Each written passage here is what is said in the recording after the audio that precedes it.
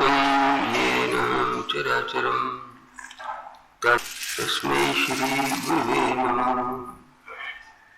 श्री करुणासागर प्रभु जी के प्रेम भक्ति स्वरूप बंधुओं, भाई और बहनों, हम सब ने मिलकर श्री प्रभु की कृपा से उनके चरणों की आरती उतारी। उनकी कृपा पर बनी रहे। आरती का अर्थ होता है कि हम आर्त हैं, हर प्रकार से संसार के अंदर फंसे हुए हैं, आपने हमारी सहायता करनी है। आर्त हम आर्त हैं। आर्त का मतलब होता है दुख में डूबा मनुष्य। तो कौन निकाल सकता है? प्रभु ही निकाल सकते हैं और किसी में समर्थ नहीं है। श्री प्रभु हम पर कृपा करें। हम उनकी शरण में आए हैं, वो अपनी रक्षा में रखें। अभी इसके पश्चात जो हमारा कार्यक्रम है, हमारे कार्यक्रम में निरंतर 3 दिन 3 रात श्री प्रभु के ग्रंथ महादिव्य योग महादिव्य रामायण का अखंड पाठ होता रहता है। अखंड पाठ तो है, लेकिन उसमें आरती के समय विधान होता है, कोई उपदेश होता है, उसमें विधान होता है और वो चलता रहता है। तो आरंभ करेंगे, लेकिन इससे पूर्व कि हम इसको आरंभ करें, 2-4 शब्द आपकी सेवा में निवेदन करने हैं। पहले तो ये है कि कार्यक्रम बारे में हमारा जो हमेशा कार्यक्रम होता है लगभग वैसा ही होता है। आज भी वैसा ही होगा कि पाठ चलता रहेगा और उसका जो प्रबंध करेंगे, किस के व्यवस्था करेंगे, वो ठाकुर सिंह से ही करते हैं। व्यवस्था इस प्रकार होती है, किसने पाठ करना है, किसके बाद करना है, वो स्वयं ये बतलाते हैं या अनुमति देते हैं। एक तो ये, दूसरा ये कि बीच बीच में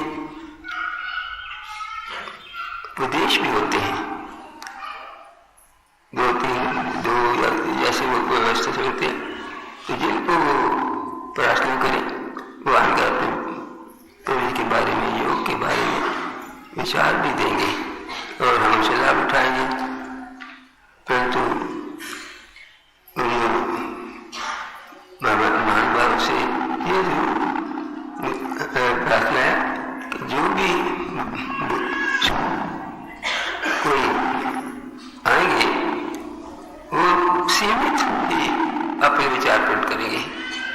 10-15 मिनट से अधिक नहीं, 10 मिनट या 15 मिनट, ताकि समय का हमें बंधन होता है। पाठ भी करना है तो 1 मिनट प्रार्थना है। और दूसरा ये कि हमारा पाठ जो होता है, दिन के समय तो बहनें पाठ करती रहती हैं और रात को भाई पाठ करते हैं। तो इस तरह हमारा भी कर्म चलता है। इसके बीच में एक और काम होता है कि आप लोग अधिक संख्या में बाहर से आए हुए हैं। आपने कुछ तो भक्त होते हैं जो पहली बार आए हैं, तो उनके चरणों में दीक्षित होना चाहते हैं। तो उनके लिए इस सारे दिन, जितने दिन हैं, तो 4 से 5 बजे तक आश्रम में आकर दीक्षित होंगे। यानी आश्रम में वो आ सकते हैं और समय पर और समय के अनुसार पहले नहीं। और इसी तरह 5 से 6 तक का समय है, जो किसी ने कोई बात पूछनी है, कोई साधन के बारे में पूछना है, वो 1 घंटा से 2 घंटे यहाँ से वहाँ पर जिनको आवश्यकता हो जाएंगे, बाकी तो पाठ चलता रहेगा। और इसी प्रकार ये रात के भोजन तक ये भाने करेंगे, भोजन के उपरांत भाई करेंगे और सुबह उठकर फिर क्या करना है कि सुबह पाठ तो चलता रहेगा और भाई करते रहेंगे कुछ अर्सा बहनें संभालने की स्नान के बाद। और ये जो सुबह हम सब एकत्र होते हैं योग के लिए, ये जो हमारा है ये एक प्रकार से सत्संग कहो, कैंप कहो, कुछ कहो, जो यहाँ पर बाहर से लोग आते हैं या उनको अगर योग आता है तो वो 1 घंटा वो करेंगे स्नान आदि के साथ ही। और जिनको अभी सीखने हैं तो हमारे यहाँ शिक्षक बहुत हैं, वो उनसे वो सीखेंगे, परंतु बिना सीखे किसी को नहीं जाने देना चाहिए यहाँ से, क्योंकि हमारा प्रभु जी विवाह संसार के अंदर है, वो योग का उद्धार करने आए हैं, अपनी पूजा कराने नहीं आए या और भजन कीर्तन कराने के लिए नहीं आए। वो तो संसार में बहुत चलता ही रहता है और कोई भी कर सकता है, कहीं भी जाके कर सकता है, लेकिन जो चीज लुप्त हो गई थी संसार के अंदर और जिसके कारण हम दुखी थे न होने के कारण प्रभु जी लेके आए हैं, इसलिए हमने वो 1 घंटा वो लगाना है। और कल और परसों ये भी होगा कि जब हम कर चुकेंगे लगभग 7 बजे तक ये चलेगा, फिर हमने मिलकर जाना है जहाँ पर होशियारपुर के 1-2 भगत निमंत्रित करते हैं हमें, उसका प्रभात फेरी कहें या वहाँ जाकर हम सत्संग कहें, कुछ कह सकते हैं, वहाँ जाकर 2 घंटे के लिए सत्संग भी करना होगा। और प्रातः का जो नाश्ता है वही मिलेगा और 2 घंटे के बाद फिर आश्रम में आकर फिर हमने दोबारा कार्यक्रम शुरू करना होगा, आरती होगी, कार्यक्रम होगा। परंतु ये जो पीछे का पाठ है ये नहीं चलेगा, ये बंद नहीं होगा, ये चलता रहेगा। तो जो यहाँ पाठ करने वाले होंगे या जो नहीं जाएंगे उनका जो नाश्ता है वो यही आएगा, वो यहाँ जाके नाश्ता नहीं करेंगे। ये कल परसों इसी तरह चलेगा ये सारा काम। अब रहा कि हम पाठ करेंगे, रामायण का पाठ करेंगे, तो हमें इसमें कुछ ग्रहण भी करना है। क्या ग्रहण करें? हमारा शास्त्र हो या कोई भी शास्त्र हो या वेद आदि शास्त्र है, और जैसे मैंने कई पुस्तकों के कई है लिखा हुआ अंत में कि हिंदू धर्म ज्ञान का महासागर है। धर्म संसार में धर्म एक ही है, वो है हिंदू धर्म, सनातन धर्म को। बाकी जितने हैं वो सब मत हैं, क्योंकि एक आदमी ने शुरू किया, मत एक आदमी शुरू होता है। नाम के जितने भी हैं कोई भी ऐसा नहीं जो मत नहीं है, धर्म एक ही है संसार के अंदर, वो हिंदू धर्म है और वो ज्ञान का महासागर है। बाकी मत हैं उनके वो सागर क्या, वहाँ एक पुस्तक होती है जिसमें सीमित ज्ञान होता है और इससे अतिरिक्त कुछ नहीं होता। तो हमारा ये जो आपका ग्रंथ है ये कोई महासागर नहीं है, महासागर का एक स्वरूप है इसमें से लिया हुआ। समुद्र में से आप पानी भर के ले आओ तो समुद्र का पानी है, ये कोई नया पानी पैदा नहीं किया गया। तो वो समुद्र का पानी है, उस महासागर का एक गिलास है, समझे लोटा है, वही बात तो वही है। समुद्र के पानी का और समुद्र से लिए हुए पानी का भेद तो विशेष नहीं होता, पर एक भेद जरूर होता है, वो भेद ही होता है समुद्र का पानी पीना मुश्किल है। Water water everywhere, not a drop to drink. समुद्र का पानी नहीं पी सकते। समुद्र का पानी जब सूरज चमकता है और उसके ऊपर से वाष्प निकलती है, वो बादल बन जाता है। बादल बनकर वो जब बरसता है तो वो पानी, समुद्र का पानी पीने के काबिल हो जाता है। ऐसे ही वेदों, शास्त्रों से, पुराणों से, रामायण से जितने लगभग ग्रंथ हैं प्राचीन, गीता का कुछ को, महाभारत का हिस्सा, उसमें से थोड़ा थोड़ा दान लेकर संकलित करके ये जो आप पाठ करते हैं वो है। फर्क इतना है, आपको वेद जो समुद्र है कुछ समझ नहीं आएगी, यहाँ तक कि आपको भागवत पुराण भी समझ नहीं आएगी। वहीं से लेकर ये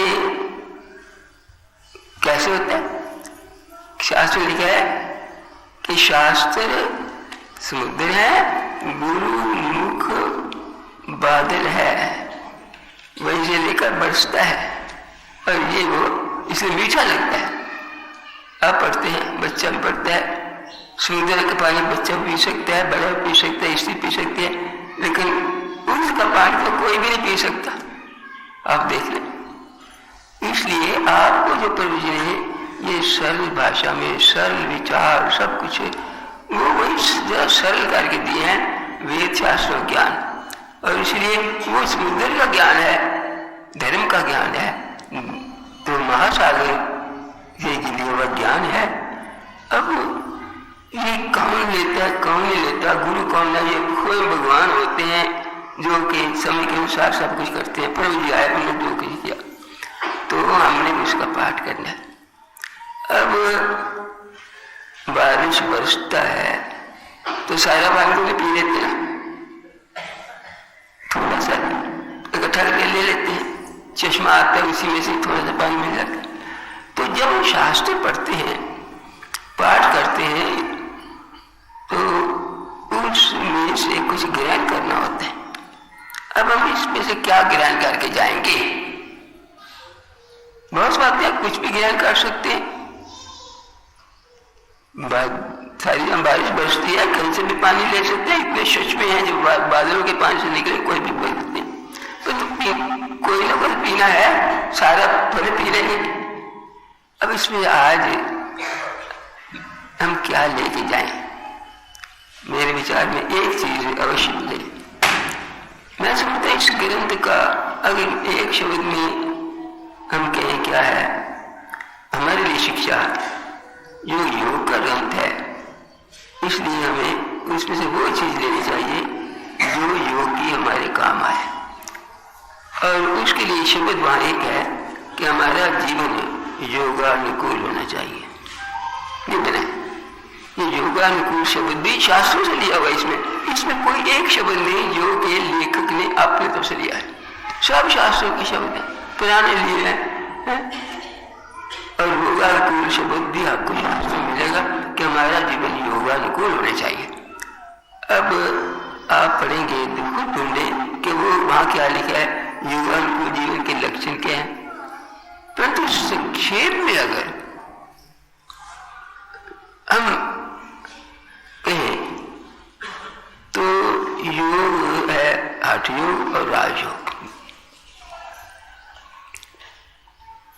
तो हम कुछ हठ योग का ले लें, कोई राजयोग का ले लें, हमारा जीवन योग अनुकूल हो जाएगा। सारा तो ले सकते, सारा योग तो मैं समझता हूँ संसार में ना कोई कर सका नहीं कर पाएगा भाई।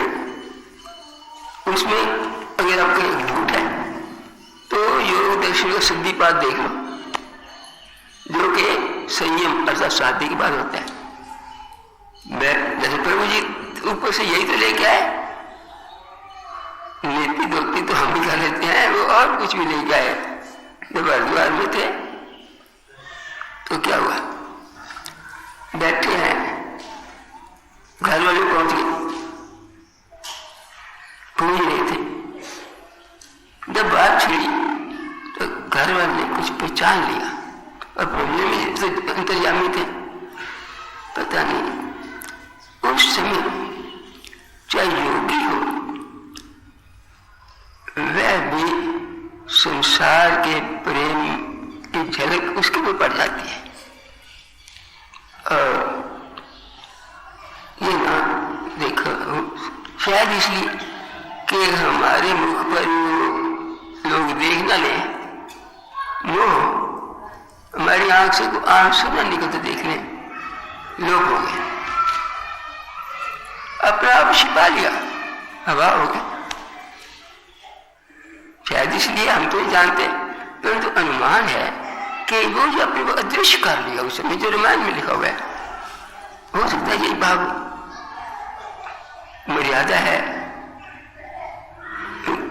तो ये शक्ति किसके पास है? अगर वो हमें सिखला जाते तो हम तमाशा बना देते। और सिद्धियां उनके पास थी, आकाश लोग ना बोलते ना सब करना।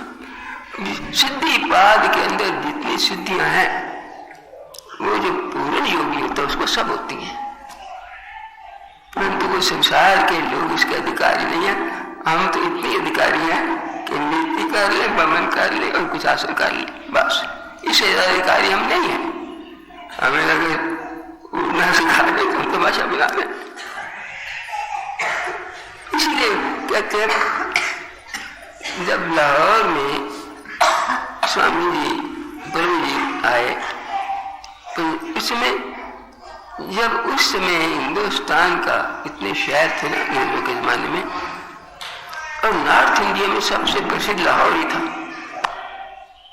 बड़ा वहां हर प्रकार की शिक्षा, हर प्रकार के धर्म, आर्य समाज का गढ़ था, सनातन धर्म का गढ़ था, मुसलमानों का गढ़ था लाहौर। और इसलिए कहते, मैंने रामायण में लिखा है लाहौर के बारे में, दूसरे लाहौर ने देखा उसको पैदा ही नहीं हुआ, ये है वो जन्मा नहीं जिसे लाहौर ने देखा। उस वक्त ये कहते थे क्यों लाहौर में देखा, हम भी लाहौर में कई साल गए हैं देखा।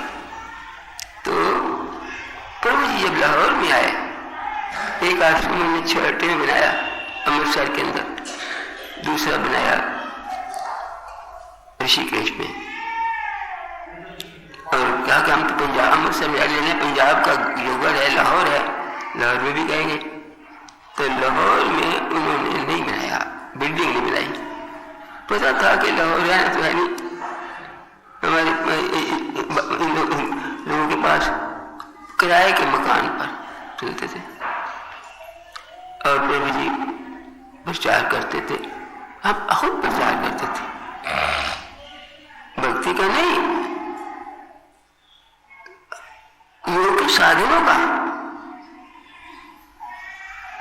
और समाधि का, योग तो ये चीज है, समाधि है वो। ये कीर्तन कारतन ये करते थे। ऐसा भी ये गया कि प्रभु जी ने जब वहां से अपने गया कि लाहौर में कौन रहेगा, लाहौर में ब्रह्मचारी गोपालानंद को कहा तुम यहाँ रहो, और ब्रह्मचारी गोपालानंद ने क्या करना शुरू कर दिया, कीर्तन शुरू कर दिया। तो उन्हें बुला लिया वापस, जाओ ये हमने कीर्तन कराने के लिए आया है। हमारे सदगुरु स्वामी मुल्क राज जी को उठाया, जो बिल्कुल जो पहली बम्या गया था नीति प्रवृत्ति प्राणायाम वही उनसे सीखा। अगर गोपालानंद होते तो हमने कीर्तन में लग जाते। तो बात यह है कि प्रभु जी से लिए आए थे, खुद करते थे और सिखलाते थे, ईश्वर रोगों को दूर करते थे। परंतु एक बात उन्होंने वहां कही थी कि हम पहाड़ों से आकर बहुत कुछ देना चाहते थे योग का, परंतु अधिकारी कोई नहीं है। बस कि लाहौर जैसे नगर में आए थे जहां पर सारे धर्म है, योग ही नहीं, परंतु योग जितना देना था देगा, और जो हमें पता आता है, हम इतना ही कर सकते हैं, हमें कुछ भी और नहीं आता। बस वही वो भी बहुत काम जो संसार को पहले पता ही नहीं था। अब इसलिए हमें दो चीजें देख गए हैं हम रामायण में, तो वो है योगानुकूल जीवन बनाना। 8 योग के साधन जो आप करते हैं, जो हम कराते हैं, जिनको नहीं आते वो यहाँ से सीख के जाएं और करें, अपने नित्य करें, तो योगानुकूल जीवन हो जाएगा। कोई उठकर चाय पीने लग जाता है, कोई उठकर अखबार खरीदने लग जाता है, कोई उठकर अपने बच्चों को खिलाने लग जाता है। योगानुकूल जीवन है सबसे पहले उठकर जो समाधि लगाते हैं समाधि लगाए कुछ देर, और जो साधन करना चाहते हैं उठकर, जैसे हम यहाँ करेंगे, क्योंकि समाधि लगानी तो अपनी पर्सनल काम है और ये हम मिलकर करते हैं। तो योग साधन, नेति, धोती, बमन, प्राणायाम, आसन, 4 चीज हम करते हैं ना। हम बड़ी चीज करते भी नहीं है। जब हम समूह के रूप में करते हैं, नेति करते हैं जिसमें जाल नीति, सूत्र नीति आदि होती है, बमन करते हैं या धोती करते हैं जिससे पेट की सफाई होती है, और प्राणायाम करते हैं जिसमें हमारी श्वास की क्रिया होती है, और फिर आसन करते हैं अपनी शारीरिक अवस्था के अनुसार वो आसन होते। 4 चीजें और 5 बताए नहीं। ये अगर यही करने लग जाए और नित्य करने लग जाए, हमारा जीवन योगानुकूल हो गया। हमने उसमें से एक चीज ले ली बस, और कहेंगे हम अब हमारा जीवन योग के अनुसार चल रहा है, और जो ये नहीं करते वो क्या होगा। और दूसरा राजयोग यम नियम के ध्यान रखें। यम क्या है? अहिंसा, सत्य, स्थिर, ब्रह्मचर्य, शौर्य, संतोष, तप, स्वाध्याय नियम है। ये धर्म के नियम है। ये करेंगे तो हम धर्मात्मा बन जाएंगे। क्योंकि आज ये करने लग जाए तो क्या होगा कि हम शरीर से स्वस्थ रहेंगे, जो आज संसार में नहीं है। लोग आज सारा हर एक रोग बहुत फैले हुए हैं, एक दूसरे से रोग फैला रहे हैं, एक रोगी दूसरे को रोगी बनाता है। तो अगर हम अच्छे करने लग जाए तो हम उस तकलीफ से बच सकते हैं। हमें फिर औषधों की जरूरत नहीं होगी और खुश रहेंगे। परिवार सारा करे तो परिवार में हमारा जो दवाइयों के ऊपर खर्च होता है कम हो जाएगा या नहीं बराबर हो जाएगा। तो और हम अगर राजयोग में लग जाए, वो भी संसार में नहीं है, 8 योग भी संसार में नहीं है, तो इसलिए दवाइयाँ हैं। अगर 8 योग संसार के आगे तो फिर ये बहुत सारे रोग खत्म हो जाए, पर करते नहीं इसलिए रोग बढ़ रहे हैं। रोगी होकर जब आते हैं पता लगता है देखो नहीं करते तभी रोगी है ना, अगर करते होते तो रोगी क्यों होते, और जब कराते हैं तो वो रोग से मुक्त हो जाते हैं। तो इसलिए एक तो हमारा कम से कम अपना जीवन योगानुकूल होगा, परिवार का होगा, और जो हमें और जो संपर्क होगा उसको भी कह सकते हैं। तो ये है योगानुकूल जीवन का एक भाग। दूसरा है सत्य। सत्य का तो नाम भी कहीं नहीं है। कोई क्यों एक किसी के ऊपर विश्वास भी नहीं है, इसका मतलब सत्य नहीं है। सत्य पर विश्वास हो, सत्य हो, तो भाई जब कचहरी में मुकदमा जाता है तो फिर विटनेस की जरूरत नहीं होनी चाहिए। एक आदमी कह दे बस ठीक है, आपने देखा ठीक है यही सत्य है, तो वहां पर 10 गवाहियां आती है सारी झूठी, तो निर्णय कैसे हो। संसार में कहते हैं दोषी बच जाता है और दूसरा मारा जाता है। ये है क्योंकि राज्य है वो क्या करे, वो बेचारा लाचार है, उसको पता नहीं, कोई कुछ कहता है कोई कुछ कहता है, वो फिर इसलिए उसका निर्णय कैसे ठीक होगा। सच्चाई है नहीं।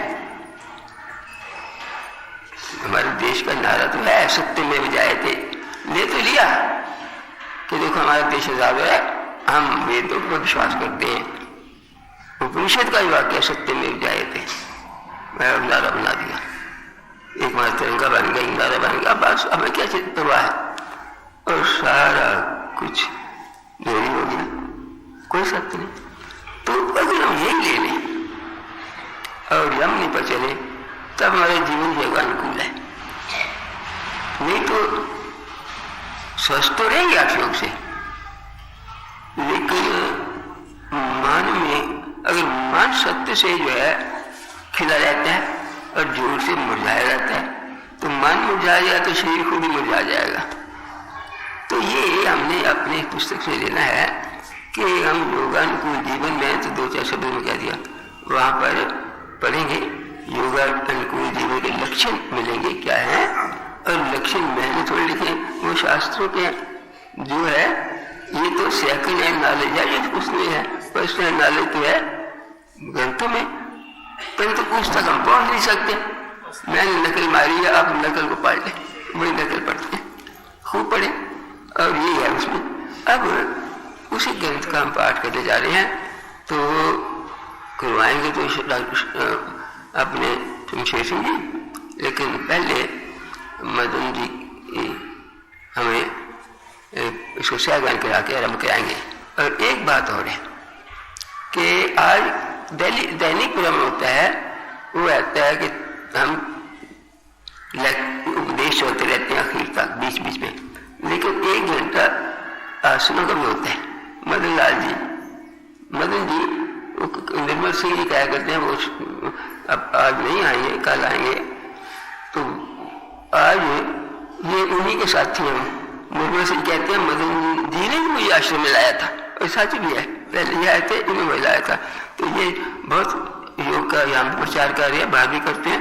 तो आज वो जिसने आसन करनी हो बेशक करे यहाँ, ताकि सब पता लगे कि आसन कर सकते, छोटे बड़े सब करें, 1 घंटा के अंदर सार हो जाएगा। और उसके ऊपर जो थोड़ा बहुत सब होगा वो मदन जी आपको बताएंगे, वो एक तरह का इनका थोड़ा कमेंट्स और आसन। तो उसके बाद फिर पाठ, और फिर डॉक्टर शमशेर सिंह जिन बहनों को कहीं वो पाठ करते जाएंगे, और रात को भी निश्चित कर लें कि रात को पाठ करना है। तो अब सहगान के साथ पाठ शुरू हो रहा है, तो अब करेंगे।